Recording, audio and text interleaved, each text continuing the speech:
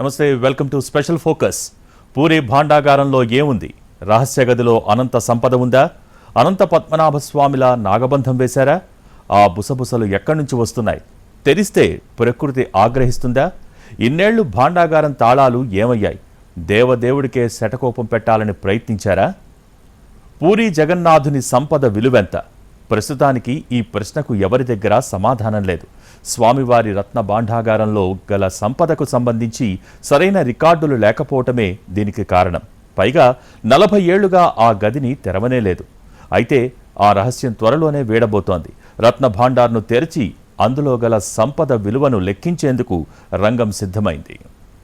శ్రీక్షేత్రంగా పురుషోత్తముని ధామంగా పిలిచే పూరి ఆలయంలో 800 ఏళ్లుగా జగన్నాథుడు పూజలందుకుంటున్నాడు. స్వామి దర్శనం కోసం నిత్యం వేలాది మంది భక్తులు విచ్చేస్తుంటారు. ఇక ప్రతి ఏడాది జరిగే స్వామి రథయాత్రలో పాల్గొనేందుకు ప్రపంచ నలుమూలల నుంచి లక్షలాదిగా తరలివస్తారు భక్తులు. సోదరుడు బలభద్రుడు, సోదరి సుభద్రాదేవితో కలిసి ఆలయంలో కొలువుదీరిన జగన్నాథుని విగ్రహాలు కూడా భిన్నంగా ఉంటాయి. కలపతో తయారైన ఈ విగ్రహాలను ప్రతి 12 ఏళ్లకు మార్చుతుంటారు.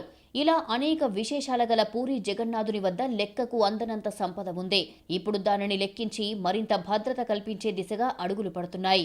ఆలయంలో 11.78 మీటర్ల ఎత్తు, 8.79 మీటర్ల పొడవు, 6.74 మీటర్ల వెడల్పు గల రత్న భాండాగారం ఉంది. అందులో 2 గదులు ఉన్నాయి. ఒకటి బహరా భండార్ అంటే బయటి గది, రెండోది భితర భండార్ అంటే లోపలి గది. దేవతామూర్తులకు నిత్యం అలంకరించే ఆభరణాలతో పాటు పర్వదినాల్లో అలంకరించే ప్రత్యేక ఆభరణాలు కూడా మొదటి గదిలోనే ఉంటాయి. స్వామివారికి అలంకరించని ఆభరణాలు, ఇతర వస్తువులు రెండో గదిలో భద్రపరుస్తారు. 1978 రత్న భండార్లో ఆడిట్ జరిగింది. మే 13 నుంచి జూలై 23 వరకు అంటే 71 రోజుల పాటు స్వామివారి ఆభరణాలకు విలువగట్టే కార్యక్రమం కొనసాగింది.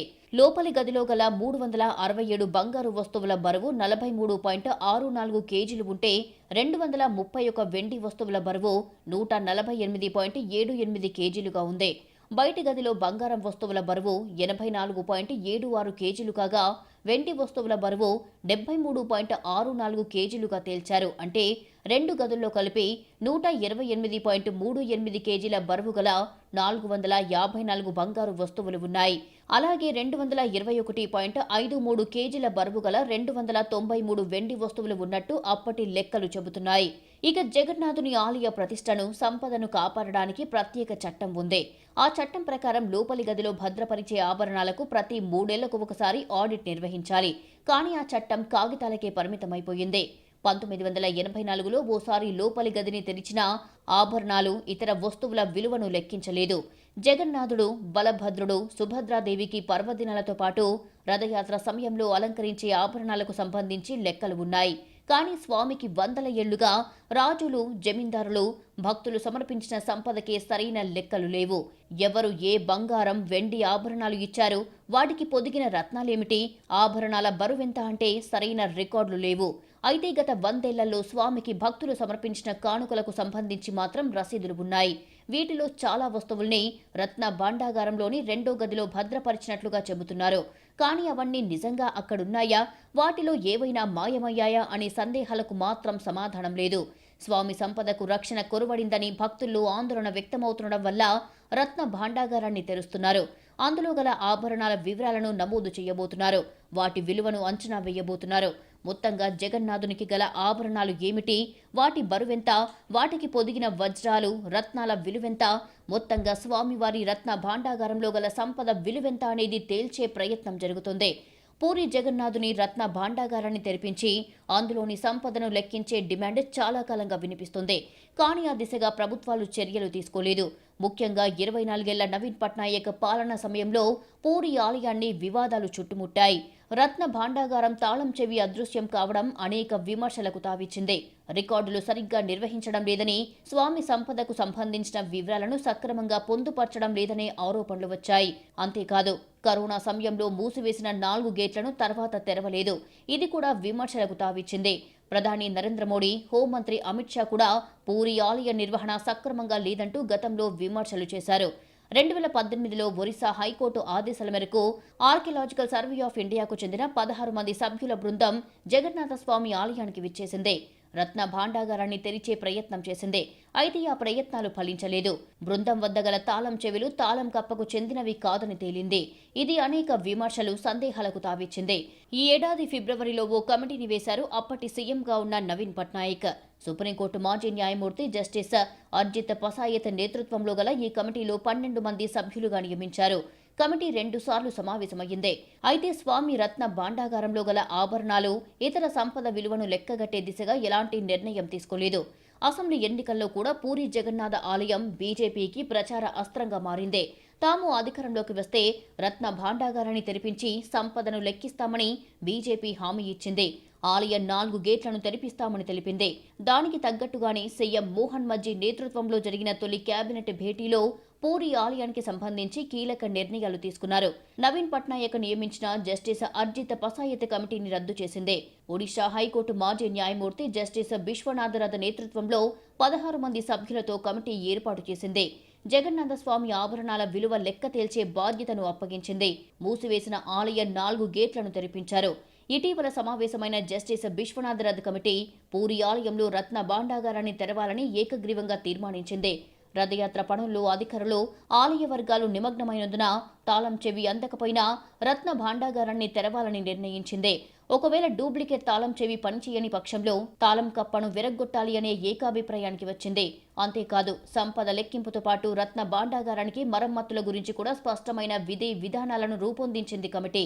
అవసరమైతే పటిష్ట భద్రతా ఏర్పాట్ల మధ్య ఆభరణాలను ఆలయంలోనే మరో చోటుకి తరలించి వాటి విలువను లెక్కగట్టే ప్రక్రియ కొనసాగిస్తామని తెలిపింది. ఈలోగా రత్న భాండాగారానికి మరమ్మతులు పూర్తి చేస్తామని స్పష్టం చేసింది.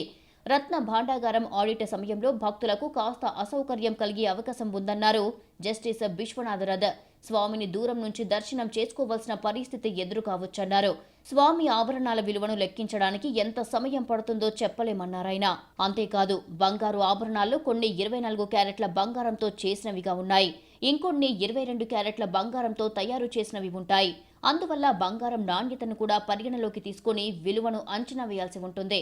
ఇక స్వామి సంపదలో కొన్ని అత్యంత పురాతన వస్తువులు కూడా ఉన్నాయి. వాటి విలువ అంచనా వేయడం పెద్ద సవాలే. మొత్తానికి రత్న భాండాగారంలో ఆడిట్ నిర్వహించడం వల్ల జగన్నాథుని ఖజానాలో ఉన్న ఆభరణాలు, ఇతర విలువైన వస్తువులు ఏమిటనేది స్పష్టమవుతుంది. వాటికి భద్రత కల్పించేందుకు వీలు పడుతుందనే అభిప్రాయం వ్యక్తం చేస్తున్నారు భక్తులు. పురుషోత్తముని సంపద ఎంత అంటే ఎవరూ చెప్పలేకపోతున్నారు. అసలు స్వామికి ఎన్ని కానుకలు వచ్చాయి, ఎన్ని ఆభరణాలు ఉన్నాయి, వాటి విలువ ఎంత అన్నది ఎవరికీ తెలీదు. అత్యంత అరుదైన కెంపులు, పచ్చలతో చేసిన ఆభరణాలు, రాసులు రాసులుగా పోసి ఉన్న వజ్ర వైఢూర్యాలను లెక్కగట్టడం సాధ్యమేనా అన్నది అతిపెద్ద ప్రశ్న. జగన్నాథుడికి ఉన్న ఆభరణాలు ఎన్ని? అప్పట్లో రాజులు ఎన్ని కానుకలు సమర్పించారు? అసలు ఆలయంలో రికార్డులు ఏం చెబుతున్నాయి? ఖజానా తాళాలు ఎవరి దగ్గర ఉంటాయి? దేశంలోని ప్రముఖ ఆలయాల్లో పూరీ జగన్నాథ ఆలయం ఒకటి. 12వ శతాబ్దంలో రాజా అనంతవర్మ చోడగంగదేవ్ హయాంలో నిర్మాణం మొదలై ఆయన మనవడు అనంగ భీమ్దేవ్ పాలనలో పూజలు మొదలయ్యాయి. శ్రీకృష్ణుడు, సుభద్ర, బలరాముడి చెక్క విగ్రహాలే ఈ ఆలయంలో కొలువుదీరి ఉంటాయి. వైష్ణవులకు ఇదే అత్యంత పవిత్రమైన క్షేత్రం. జగన్నాథుని దర్శించుకుంటే జన్మ జన్మల పాపాలు పోతాయన్నది భక్తుల విశ్వాసం. రోజు కొన్ని వేల మంది భక్తులు శ్రీక్షేత్రాన్ని సందర్శిస్తారు. ఇక్కడ నిత్యం దేవదేవుడికి 56 రకాల ప్రసాదాలతో నైవేద్యాలు పెడతారు. ఈ ప్రసాదాలన్నీ కూడా మట్టి కుండలోనే వండుతారు. లక్ష్మీదేవి అదృశ్య రూపంలో ప్రసాదాల తయారీని పర్యవేక్షిస్తుందన్న నమ్మకం ఉంది. విచిత్రం ఏమిటంటే ప్రసాదాన్ని తయారు చేస్తున్నప్పుడు ఎలాంటి వాసన రాదట. స్వామికి సమర్పించాకే సువాసనలు వస్తాయని చెబుతారు. పూరీ జగన్నాథుని ఆలయంలో సంప్రదాయాన్ని చాలా నిష్టగా పాటిస్తారు. దేవదేవుని సేవలో చిన్న తప్పు కూడా జరగనివ్వరు. అలా చేస్తే స్వామివారి ఆగ్రహానికి గురవుతామని భయం. అంతెందుకు, ఆలయ శిఖరంపై పతాకాన్ని కూడా రోజు మార్చాల్సిందే. తుఫాను పరిస్థితులు ఉన్నా 100 కిలోమీటర్లకు పైగా వేగంతో గాలులు వీస్తున్నా సరే దాన్ని మార్చాల్సిందే. 800 ఏళ్లుగా ఈ సంప్రదాయం వస్తోంది. ఒక్కరోజు ఆలయ శిఖరంపై ధ్వజాన్ని మార్చకపోయినా ఆలయాన్ని 18 ఏళ్లు మూసేయాలంటారు. అందుకే ఎలాంటి రక్షణ చర్యలు తీసుకోకుండానే రోజు ఆలయ పూజారి ఒకరు శిఖరంపైకెక్కి పతాకాన్ని మారుస్తారు. జగన్నాథుడికి 12వ శతాబ్దం నుండి 18వ శతాబ్దం వరకు ఈ ప్రాంతాన్ని ఏలిన రాజులు విలువైన సంపదను కానుకల రూపంలో భక్తితో సమర్పించుకుంటూ వచ్చారు. బంగారం, వెండి, వజ్ర వైడూర్యాలు ఇలా వెలకట్టలేని సంపదను స్వామికి అర్పించారు. వీటన్నిటినీ మూడో గదిలో దాచారు. రత్నాలు, స్వర్ణ కిరీటాలు, ధనుర్బాణాలు, వజ్ర వైడూర్య, గోమేదిక, పుష్యరాగాలు, కెంపులు, రత్నాలు, పగడాలు రాశులు రాశులుగా పోసి ఉన్నట్లు గతంలో బ్రిటిషర్లు గుర్తించారు. గంగ వంశానికి చెందిన అనంగ భీమ్దేవ్ అప్పట్లోనే స్వామివారి ఆభరణాల తయారీకి భారీగా బంగారాన్ని సమకూర్చారు. ఉత్కల వర్సిటీ పబ్లికేషన్ మాదలపంజి 31వ పేజీ ప్రకారం అనంగ భీమ్దేవ్ ఏకంగా 28,000 కేజీల బంగారాన్ని స్వామికి కానుకగా ఇచ్చాడు. రాజరాజదేవ్ కూడా 59 కేజీల బంగారాన్ని ఆలయానికిచ్చారు. అంతేకాదు ఆయన ఏకంగా 47,000 ఎకరాల మాన్యాన్ని కూడా స్వామికి ఇచ్చినట్లు రికార్డుల్లో ఉంది. అలాగే దిగ్విజయ్ ద్వార్ నివేదికల ప్రకారం సూర్యవంశానికి చెందిన గజపతి కపిలేంద్రదేవ్ కూడా భారీ స్థాయిలో బంగారు, వజ్రాభరణాలు, విలువైన వస్తువులు స్వామికి సమర్పించారు. దక్షిణాది రాజ్యాలపై దండెత్తిన ఆయన విజయం సాధించిన తర్వాత 16 ఏనుగులు మోయగలిగినంత బంగారం సంపదను తీసుకువచ్చి శ్రీక్షేత్రంలో స్వామికి సమర్పించినట్లు కూడా చరిత్రలో ఉంది. ఇప్పుడు ఇందులో ఎంత బంగారం మిగిలి ఉంది అన్నదే అతిపెద్ద ప్రశ్న. 1926లో గజపతి రామచంద్రదేవ్ జగన్నాథ ఆలయ పాలనాధికారిగా బాధ్యతలు తీసుకున్నాడు. అప్పట్నుంచి వచ్చిన ప్రతి కానుకకు ఆయన రసీదు ఇవ్వడం మొదలుపెట్టారు. ఆ రికార్డులు ఇప్పటికీ ఉన్నాయి. 1926లో రూపొందించిన నివేదిక ప్రకారం స్వామికి 837 బంగారు, వజ్రాభరణాలు ఉన్నాయని గుర్తించారు. బాహర్ బండార్ అంటే నిత్య పూజల కోసం వాడే ఆభరణాలు 150. అందులో స్వామివారికి అలంకరించే 610 తులాల కిరీటం, బలభద్రుడి 434 తులాల కిరీటం, సుభద్రకు అలంకరించే 275 తులాల కిరీటం ఉన్నాయి. ఒక్కొక్కటి 120 గ్రాములు విలువ చేసే 3 హారాలు, 818, 710 తులాల సునా శ్రీభుజ ఉన్నాయి. అవిగాక అరుదైన రత్నాలతో అలంకరించిన బంగారు ఆభరణాలు ఉన్నాయి. అలాగే బిదర్ బండార్లో 180 ఆభరణాలు ఉన్నట్లుగా రికార్డుల్లో ఉంది. అందులో 74 ఆభరణాలు స్వచ్ఛమైన బంగారంతో చేసినవి ఉన్నాయి. అందులో కొన్నిటి బరువు 100 తులాలపైనే. బంగారు పళ్ళెలు, ముత్యాలు, వజ్రాలతో చేసిన మరికొన్ని వస్తువులు ఉన్నాయి. కొన్ని వెండి వస్తువుల బరువైతే ఏకంగా 500 తులాల బరువుంది. ఆలయ నిబంధనల ప్రకారం ప్రతి 6 నెలలకోసారి ఆభరణాలను లెక్కించాల్సి ఉంటుంది. అయితే గత శతాబ్దంలో కేవలం 4 సార్లు మాత్రమే రహస్య గదిని తెరిచారు. రత్న భాండాగారంలో బితర్ బండార్ అంటే రెండో గదికి 3 తలుపులు ఉంటాయి. ఒక్కో తలుపుకు ఒక్కో తాళం ఉంటుంది. వీటిలో ఒకటి గజపతిరాజుల వద్ద, మరొకటి దేవాలయ పాలనాధికారుల వద్ద, మూడోది ఆలయ ప్రధాన అర్చకుడి దగ్గర ఉంటుంది. 3 తాళాలు ఉంటేనే మూడో గదిని పూర్తిగా తెరవడం సాధ్యమవుతుంది. కానీ ఈ మూడో గదిని మాత్రం దశాబ్దాలుగా తెరవనే లేదు. రత్న భాండాగారంలోని రహస్య గదిగా పిలుస్తున్న మూడో గది కింద ఓ సొరంగ మార్గం కూడా ఉందని, దాని ద్వారా వెళ్తే మరిన్ని గదుల్లోకి వెళ్లవచ్చని, వాటిలో అంతులేని ధనరాశులు నిక్షిప్తమై ఉండవచ్చన్న అనుమానాలు ఉన్నాయి. ఇక స్వామికి శతాబ్దాలుగా భక్తులు సమర్పించుకుంటూ వచ్చిన కానుకల విలువ లెక్కించడం సాధ్యమేనా అన్న ప్రశ్నలు తలెత్తుతున్నాయి. గతంలో బ్రిటిషర్లు ఓసారి సంపదను లెక్కించే ప్రయత్నం చేసి చేతులెత్తేశారు. కొన్ని కెంపులు, పచ్చలు వంటి వాటి విలువను ఇప్పుడు అంచనా వేయడం కూడా కష్టమే అంటున్నారు. ఒక్కోటి కొన్ని 100 కోట్లు పలుకుతుందని భావిస్తున్నారు. అప్పట్లో స్వామికి రాజులు ఇలాంటివి విలువైనవి ఎంతో సంపదను కానుకలుగా ఇచ్చారు. ఏ పని మొదలుపెట్టినా తాము అనుకున్న పనులు పూర్తయ్యాక కూడా అంతులేని సంపదను ఇచ్చుకుంటూ వచ్చారు. అలాంటి వాటిని లెక్కగట్టడం ఇప్పుడు నిపుణులకు సాధ్యమేనా అన్నది మరో ప్రశ్న. 1978లో రెండో గదిలో లెక్కించిన విలువైన వస్తువుల్లో కొన్నిటి విలువను అంచనా వేయలేమని గుజరాత్ నుంచి ప్రత్యేకంగా రప్పించిన బంగారు నిపుణులు కూడా స్పష్టం చేశారు. అలాంటి వస్తువులు జగన్నాథుని ఖజానాలో కొన్ని వేలు ఉన్నట్లుగా చెబుతున్నారు. వీటన్నిటి విలువ ఇప్పుడు లెక్కగట్టలేరని కొంతమంది అంటున్నారు. కేరళ అనంత పద్మనాభుడికి, పూరి జగన్నాథుడికి సారూప్యత కనిపిస్తోంది. అక్కడి నేల మాళిగకు వేసినట్టే ఇక్కడి రెండో గదికి నాగబంధం వేసినట్టు భక్తులు విశ్వసిస్తున్నారు.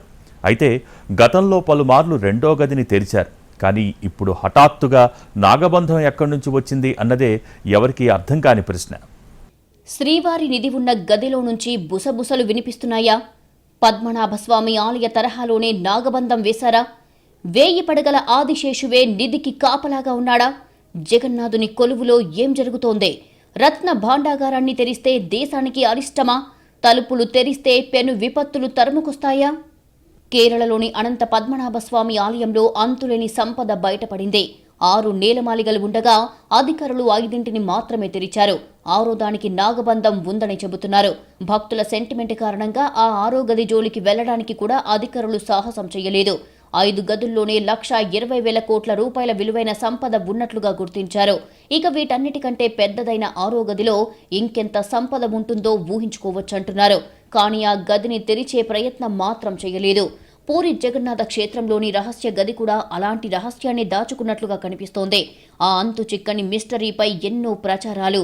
శ్రీవారి నిధి ఉన్న రత్న భాండాగారం నుంచి బుసబుసలు వినిపిస్తాయని చెబుతున్నారు. 1000 పడగల ఆదిశేషుడే స్వామి సంపదను కాపాడుతున్నాడు అన్నది కొందరి భక్తుల నమ్మకం. 1985లో ఆర్కియాలజికల్ సర్వే ఆఫ్ ఇండియా అధికారులు ఉన్న 2 తాళాలతో 3వ గదిలోకి ప్రవేశించడానికి ప్రయత్నం చేశారు. అయితే 2 తలుపులు తెరవగానే ఆ గదిలో నుంచి పెద్ద సంఖ్యలో పాములు ఒకేసారి బుసలు కొట్టినట్లు శబ్దాలు రావడంతో భయంతో ఆ తలుపులను తిరిగి మూసివేసి వెనక్కి వెళ్లిపోయారని చెబుతారు. అప్పట్నుంచి ఎవరూ కూడా ఆ గదిని తెరిచేందుకు ప్రయత్నాలు చేయలేదు. ఆలయం నిర్మించిన నాటి నుంచి కొన్ని కుటుంబాల వారి వంశపారంపర్యంగా అర్చకులు, సేవకులుగా కొనసాగుతున్నారు. వారంతా కూడా 3వ గది తెరవడాన్ని వ్యతిరేకిస్తున్నారు. అది స్వామి సంపద అని, దాని గురించి తెలుసుకోవాల్సిన అవసరం మనకు లేదంటున్నారు. దైవ రహస్యాన్ని తెలుసుకోవాలని ప్రయత్నిస్తే పెను ముప్పు తప్పదని హెచ్చరిస్తున్నారు.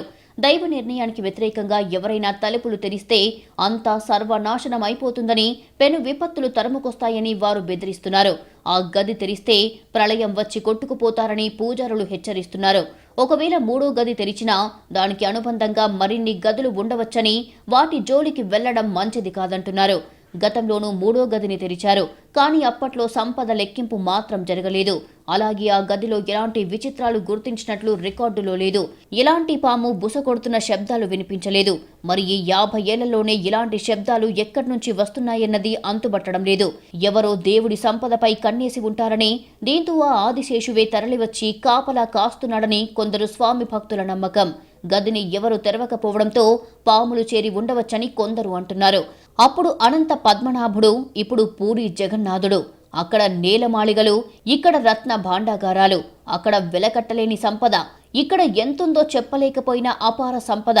పద్మనాభుడి చెంత 6వ గదికి నాగబంధం, పూరి జగన్నాథుడి చెంత తెరుచుకోని రహస్య గది. కారణాలేవైనా నిధులు, నిక్షేపాల గురించి అంతు చిక్కని రహస్యాలు ఎన్నో ఆసక్తి రేపుతున్నాయి. అనంత పద్మనాభ స్వామి దేవాలయంలో 6వ నేలమాళిగ తరహాలోనే పూరి జగన్నాథ ఆలయంలోని కీలకమైన ఈ 3వ గది మిస్టరీ కూడా ఎప్పటికీ వీడకపోవచ్చునని కొందరంటున్నారు. భక్తుల మనోభావాలను అడ్డుపెట్టుకుని దేవుడి సంపదను కొల్లగొడితే భారీ మూల్యం చెల్లించుకోక తప్పదని భక్తులు హెచ్చరిస్తున్నారు. వెలకట్టలేని దేవుడి అపార సంపదకు రక్షణ కల్పించాల్సిన పాలకులు ఘోరంగా విఫలమయ్యారని ఆరోపిస్తున్నారు. ఇప్పటికైనా నిజానిజాలేంటో వెలుగులోకి తీసుకురావాలని పట్టుబడుతున్నారు. అసలు జగన్నాథుని కొలువులో ఏం జరుగుతోందనేది ఆసక్తికరంగా మారింది. దేవుడే ఇలా చేస్తున్నాడా, లేదంటే దేవుడి ఆస్తులకే మనిషి శటగోపం పెడుతున్నాడా అనేది చర్చనీయాంశంగా మారింది. ఒడిషా ప్రభుత్వం ఆదేశాలతో త్వరలో రత్న భాండాగారం తలుపులు తెరుచుకున్నాయి. 3వ గదిని తెరిస్తే అందులోని అంతులేని సంపద బయటపడుతుందో, లేక మరో రహస్యాన్ని ప్రపంచం ముందుకు తెస్తుందోనని భక్తులు ఆసక్తిగా ఎదురు చూస్తున్నారు. ఇది వాళ్ళ స్పెషల్ ఫోకస్. నమస్తే.